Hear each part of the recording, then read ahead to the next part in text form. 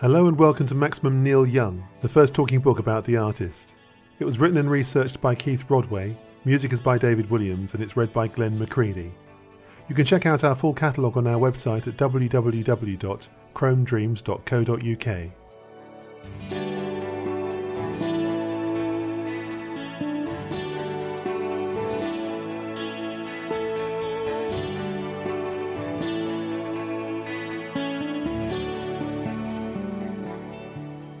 I will go into a session. I approach it session by session, not album by album. Reprises always let me do that.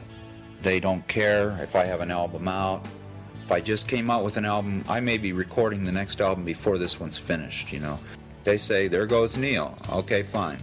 I wonder what he's doing. Neil Young is a man of paradoxes and contradictions. Born in Canada, yet often pronouncing in favour of America at times to intriguing effect, a rock musician first and foremost, Young possesses a unique style that is hard to define, borrowing as it does from country, soul and experimental music.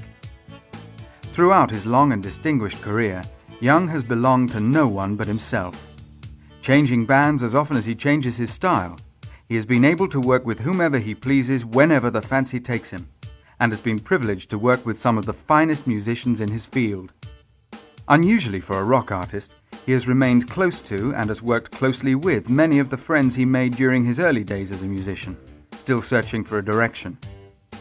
His love-hate relationship with Stephen Stills, his colleague in both Buffalo Springfield and Crosby, Stills, Nash and Young, has endured to the present day, even though Young has far outstripped him in terms of durability and artistic integrity. His relationship with the band Crazy Horse, responsible for many of Young's finest moments, has also stood the test of time. His friend and producer David Briggs worked with Young for nearly 30 years, until his untimely death in 1995. The longevity of these key relationships pays tribute to a man of considerable artistic vision. Uniquely prone to the vagaries of a life lived with his senses running on overdrive, he has survived chronic illness, drug abuse, severed relationships, the deaths of friends, lovers and admirers, to emerge in the 21st century as one of rock music's great innovators and survivors. Unafraid to take chances, never suffering fools gladly nor giving credit where it isn't due. He has consistently refused to take direction from anyone or anything save his instincts and his own inner voice.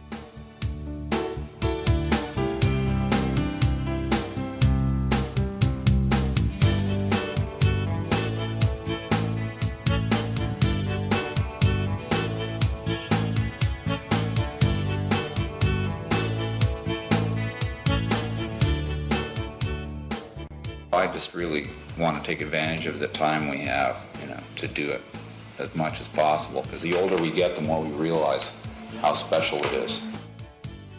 When he was almost 6 years old, Neil Young awoke in the night with a terrible pain in his back and was taken immediately to hospital. His family spent the next week on tenterhooks, fearful that he might not survive the polio virus he had contracted. When his father brought him home a week later, Neil turned to him and said, "I didn't die, did I?" It was the first bout of illness, one of many, that would affect both Neil and his family for years to come, and doubtless contributing, albeit subconsciously, to the themes of illness, loneliness, and death that would haunt his work. Neil Young was born on the 12th of November 1945 in Toronto, Canada. His mother, Rassie, was from a wealthy southern family. His father, Scott, a journalist and author, came from far humbler circumstances. Posted to Europe as a war correspondent between 1942 and 1945, he had entered several extramarital affairs, and it was his restless and philandering nature that would eventually tear the family apart when Neil was 14. Until then, Neil's early life was comfortable and trauma-free. With Robert, his older brother by 3 years, he spent many happy years in the rural backwater of Omami, where the family had moved when he was 3. Family life was lively and bohemian, with his father's literary friends gathering in the house at weekends. Unhappily, it didn't last. Scott's wayward sex life led to tension and upheaval at home, culminating in the Youngs moving back to Toronto. At the age of 13, Neil began to show an interest in pop music, particularly Elvis Presley. For Christmas that year, his parents bought him a plastic ukulele, his first musical instrument. Over the following 18 months, however, his parents' marriage became increasingly strained, and Rassi, finally having had enough of Scott's serial infidelity, sued for divorce. Unhappy in Toronto, his mother moved to Winnipeg, where Robert, now 17, failed to settle and moved back to Toronto to be with his father. Now alone with his mother, Neil entered a period of introspection and low self-confidence. He found escape in the craze for instrumental surf music sweeping through the world of pop, inspiring a plethora of homegrown bands hell-bent on imitating their heroes. The music of the Shadows, with the distinctive clear vibrato tone of Hank Marvin, their rougher-edged US counterparts The Ventures, and the rich guitar twang of Duane Eddy, formed the staple of Neil's musical diet. With 3 friends from school, he formed a band called The Jades. Young made his stage debut in January 1961, after which the Jades split and he moved to the Esquires, who was so appalled by his lack of expertise on both 6-string guitar and bass that he was unceremoniously dumped. Stubbornness and the determination to succeed saw Neil pass through a succession of outfits, armed with a Les Paul Jr. guitar bought for him by his mother. At the age of 17, he joined The Squires and cut his first single for the local V Records label, comprised of 2 surf-influenced instrumentals.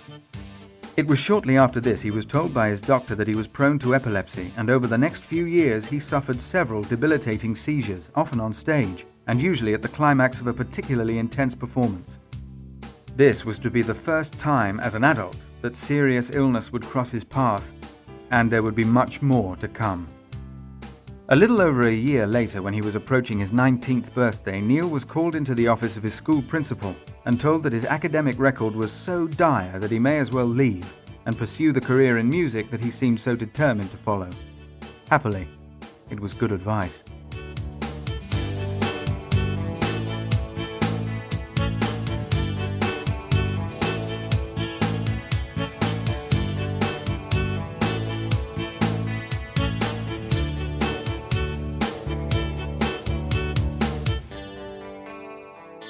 Just doesn't work.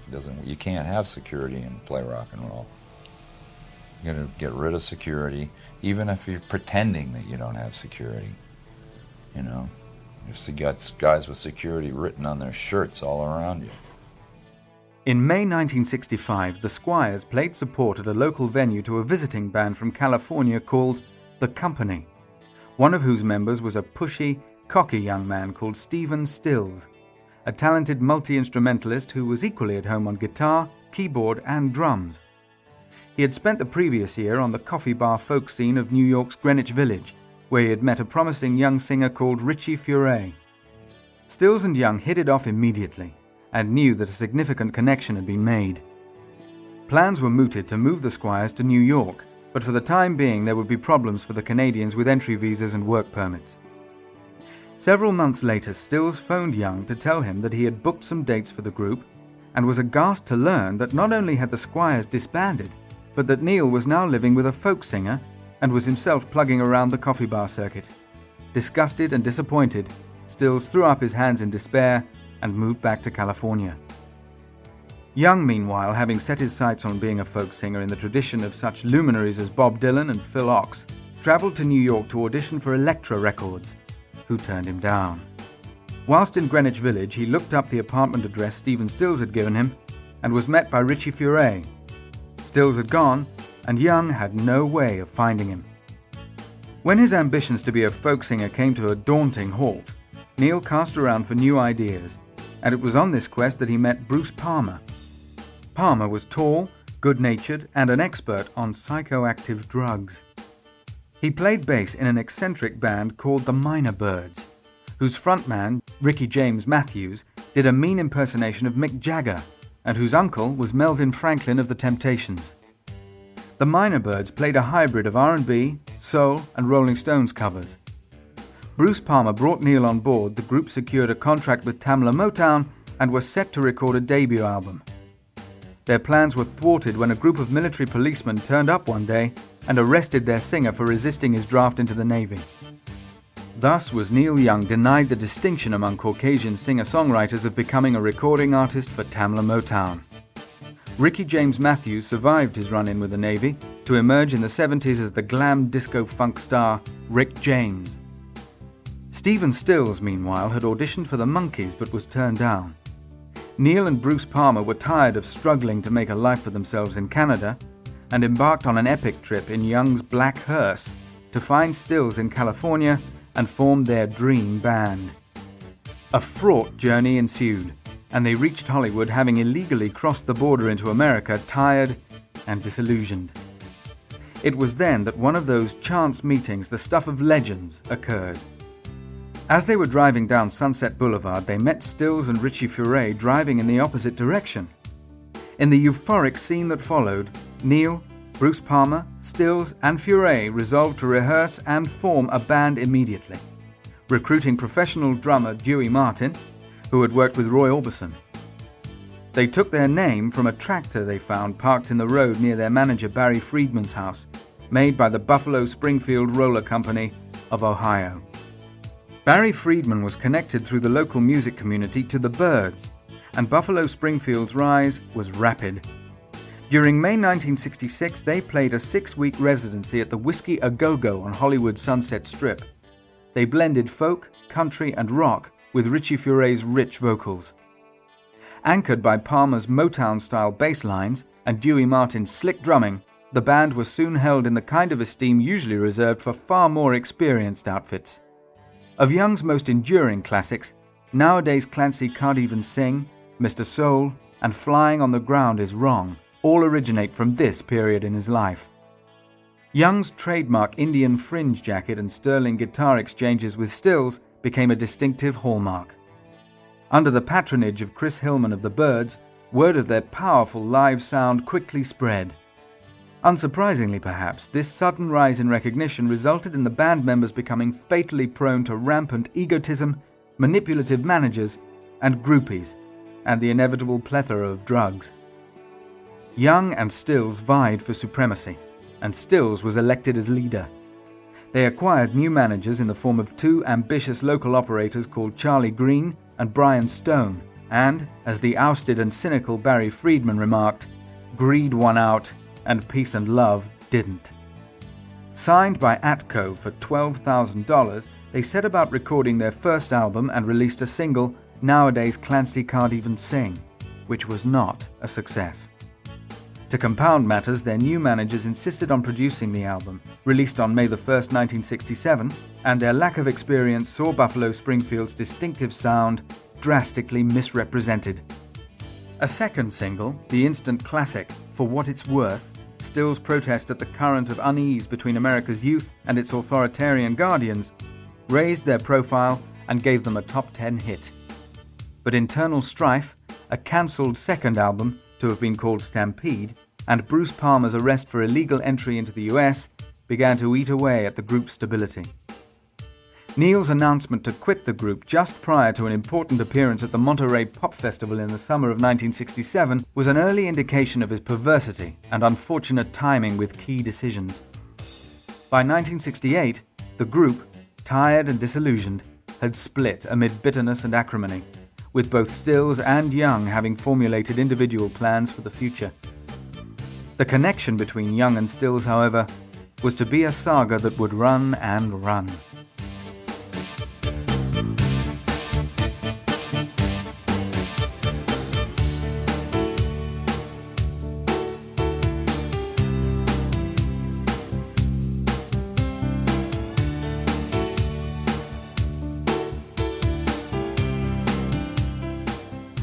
What I did was, I think I went in there and I asked those 3 guys to play with me as Crazy Horse. And I thought the Rockets could go on too, But the truth is I probably did steal them away from the other band, which was a good band. Because what we did, we went somewhere. Neil was, by his own admission, a reluctant team player. Frustrated in Buffalo Springfield at having had to share songwriting duties with Stephen Stills and to a lesser extent Richie Furay, and further angered by often being prevented from singing his own songs, he had decided to go it alone. Accordingly, he appointed as his manager Elliot Roberts, formerly of Buffalo Springfield's Inner Circle. Neil now had to look for a new record company. Roberts also managed Joni Mitchell, and her debut album had earned them both plenty of goodwill at her label, Reprise. Young was signed there for a $20,000 advance, and he recruited the seasoned arranger and producer Jack Nietzsche to help with his first solo record. Nietzsche, who had written Needles and Pins, a hit for the Searchers, was Phil Spector's engineer on many of his classic early 60s singles, and had also worked with the Rolling Stones. Using the record company advance to buy a remote rural property in California's Topanga Canyon, Neil retreated to work on the album. It was here that he met David Briggs, who would act as producer on many of Neil's albums until his death in 1995. On December 7, 1968, Neil married Susan Acevedo, who, with her 7-year-old daughter, brought a sense of domestic stability to Neil's life. Young's first solo album, Neil Young, emerged in January 1969 to mixed reviews. Some found Jack Nietzsche's arrangements irritating and Young's deliberately low-in-the-mix vocals frustrating, while the songs themselves departed from the formula of analyzing broken relationships to include meditations on weightier subjects including religion, death, the environment, and the fragility of human life. Whatever its strengths or weaknesses, the album was a poor indicator of the direction Neil's solo career would take, except in that it revealed Young's disinclination to stand in one place for very long. Throughout his working life, he would delight in confounding his audience's expectations. Accordingly, his next record would stand in stark contrast to its predecessor. Gone were the complex arrangements and elegiac wistfulness. In came raw, moody, compelling grooves, direct and uncluttered, allowing both the quality of the songs and Young's maturing guitar work to shine through, unhindered. The album, Everyone Knows This Is Nowhere, was made in collaboration with members of a band formerly called the Rockets, who lived in nearby Laurel Canyon. Neil appropriated 3 of their members, Danny Whitten, Ralph Molina, and Billy Talbot, and renamed them Crazy Horse. Here was an opportunity to escape the claustrophobic competitiveness of Buffalo Springfield with people who played music according to feel, rather than anxious and self-obsessed directives from their subconscious. Crazy Horse rocked with an unpretentious disregard for technique. As Neil's backing band, they would be hired and fired, used and abused for over 30 years, but he would always go back to them, and they would never deny him. Many of Young's most celebrated early classics were featured on Everyone Knows This Is Nowhere, including Cinnamon Girl, Cowgirl in the Sand, and the harrowing tale of treachery, jealousy and murder, Down by the River. All of these had been written while Young was gripped by a 103-degree fever, and the twisted intensity of much of his guitar work relates to the otherworldly states experienced during an epileptic seizure. For him, the effects of illness often seem to be akin to a psychedelic drug. Neil and Crazy Horse embarked on a tour of the American East Coast, where a 17-year-old guitarist called Nils Lofgren introduced himself one night backstage and formed thereafter a lasting friendship. Also present on the tour were Stephen Stills and a young drummer, Dallas Taylor. Needless to say, this was no sentimental coincidence. There was an agenda on Stills' mind, and as Crazy Horse was soon to discover, Neil himself was seldom inclined to sacrifice his own interests in the name of loyalty.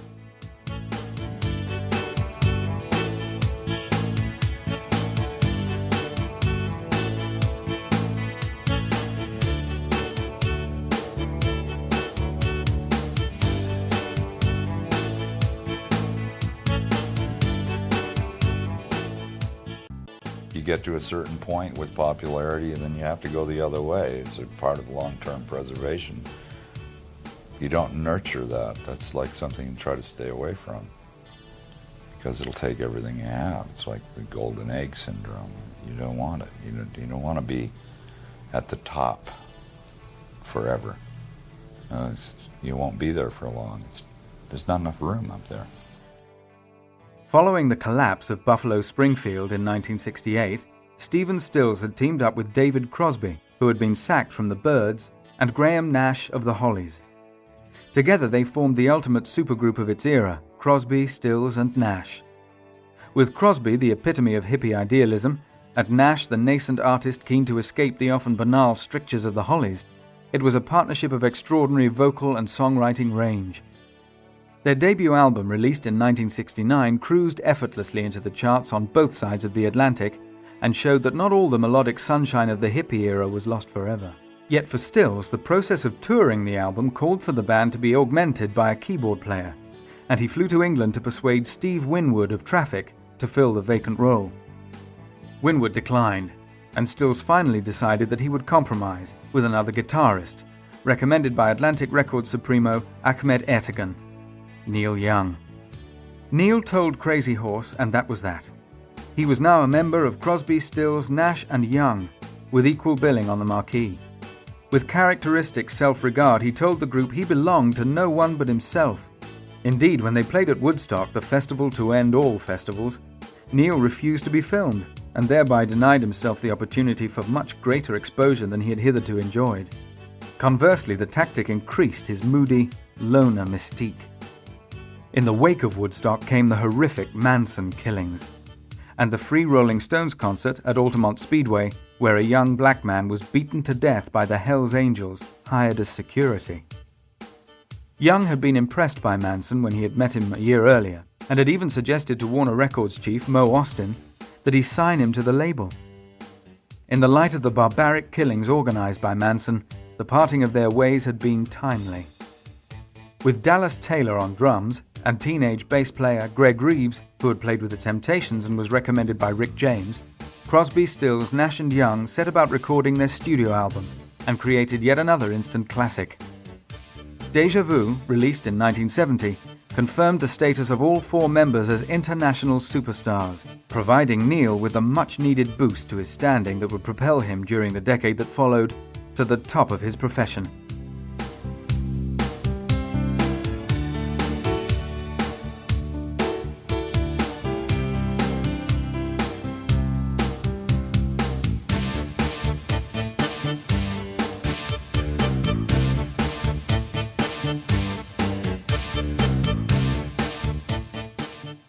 That's the hardest part, is the guilt of the trail of destruction that I've left behind me. During a break from the precision engineering of Crosby, Stills, Nash and Young, Neil returned to Crazy Horse for some more rough-hewn garage rock. By working with both bands, he could use his own material to its best advantage and keep his options open should one outfit or the other become defunct. Deja Vu had taken 800 hours to record, and the group had stacked up enough songs to fill 4 albums. Their second album, however, would not be realized for another 18 years. By contrast, Crazy Horse often took only a few days to complete a record, where perfectionism was not part of the equation. During a sabbatical from Crosby, Stills, Nash and Young, Neil recorded a clutch of songs with Crazy Horse, but became increasingly dismayed by Danny Whitten's heroin addiction. Abruptly, he dismissed the band, ditched the material he had written, and formed a new alliance calling in Crosby, Stills, Nash and Young bass player Greg Reeves, Ralph Molina on drums, and Nils Lofgren this time on piano. With this ensemble, he set about recording After the Gold Rush, whose title was borrowed from a film scenario being developed by his friend, actor Dean Stockwell. Stills added some vocal parts, and the remaining members of Crazy Horse were invited back at the last moment to make their contribution. Finally, Neil had a hit album on his hands. Concurrent with this was the fracturing of the dream for Crosby, Stills, Nash and Young. Greg Reeves and drummer Dallas Taylor began to insist that they be recognized as full members, not just as a hired-in rhythm section. At a disastrous gig in Denver, Neil stormed off stage, blaming Dallas Taylor for not being able to play his songs. There was also tension between Stills and Young, mirroring the problems that had finished Buffalo Springfield. As a footnote to this first period of their history, a single of Young's song Ohio was issued and reached number 14 on the Billboard chart. A haunting elegy to the American students shot by their own troops during riots at Kent State University, it perfectly summarized the group's peace, love and music creed and confirmed their joint status as the emperor gods of the Woodstock Nation. After the Gold Rush was released in September 1970 and established Young as a key player in the emerging subgenre of bedsit rock, whose ranks included Carole King, James Taylor, and Cat Stevens. The album yielded the Young classics Only Love Can Break Your Heart the acerbic anti-racist anthem Southern Man, and the curious science fiction parable After the Gold Rush itself, later a hit for British a cappella group The Flying Pickets. In 1971, the Crosby, Stills, Nash & Young double live LP Four-Way Street followed its predecessor to the top of the charts. Neil's first marriage had failed, and he had fallen in love with actress Carrie Snodgrass, who was duly invited to live with him at his new ranch home in La Honda in California. Fired up by success, he recorded a new album with a bevy of Nashville musicians, whom he called the Stray Gators. Deliberately referring to Dylan's Nashville skyline, Neil scored another hit with the country-tinged soft rock classic Harvest, released in February 1972. Its most commercial track, Heart of Gold, gave him his first #1 single.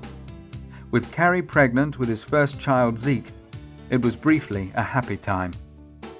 Many critics felt that the public had fallen for Neil's weakest material yet.